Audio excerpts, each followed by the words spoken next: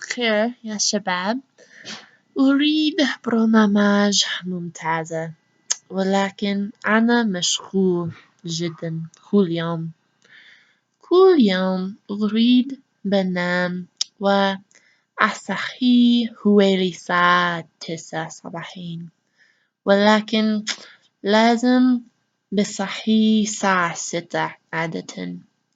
بعد الفطور أستمتع أجلس على فراندا في بيتي وفي شمس، ولكن في الحقيقة أنا بروح الجامعة بصراحة. في المساء أريد أقابل مع صديقتي، لو مشغولون بالشغل، ولكن عادةً أعمل واجبي وأنظف بيتي بس. مشكلة.